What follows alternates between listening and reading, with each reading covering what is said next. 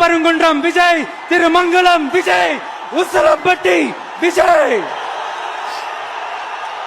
সিংহ কেবল শিকারের জন্য বেরিয়ে আসে, বিনোদনের জন্য নয়। ভারতের ক্ষমতাসীন দল বিজেপিকে এভাবেই হুমকি দিয়েছেন দক্ষিণী সিনেমার জনপ্রিয় অভিনেতা থালাপাতি বিজয়। সিনেমার মতো রাজনীতিতেও রীতিমতো বাজিমাত করে ফেলেছেন এই অভিনেতা। ভারতের ক্ষমতাসীন দল বিজেপিকে আদর্শিক শত্রু আখ্যা দিয়ে রীতিমতো আলোড়ন সৃষ্টি করেছেন তিনি। সমালোচনা উপেক্ষা করে মুসলমানদের বিভিন্ন অনুষ্ঠানেও উপস্থিত হতে দেখা গেছে এই অভিনেতাকে। 2026ல 2 பேருக்கு நடுவுல தான் போட்டியே। তিনি তামিলাগা ভেত্রি কাজাগাম বা টিভিকে নামে একটি দল গঠন করেছেন।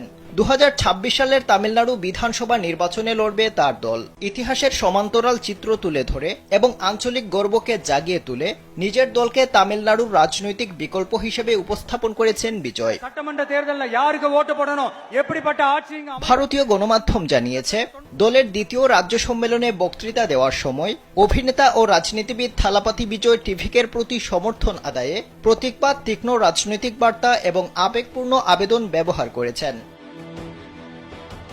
অনুষ্ঠানে বিজয় বলেন, একটি সিংহ ভিড়ের মধ্যে থাকতে জানে এবং সে একাও থাকতে জানে। এটি অনন্য। সিংহ কেবল শিকারের জন্য বেরিয়ে আসে, বিনোদনের জন্য নয়। তিনি আরও বলেন, গুজব রটেছে যে টিভিকে বিজেপির সাথে হাত মেলাচ্ছে। আমরা বিজেপির সাথে জোট করছি না। আমাদের দল কোনো ধর্মের বিরুদ্ধে নয়। আমাদের দল জনগণের দল।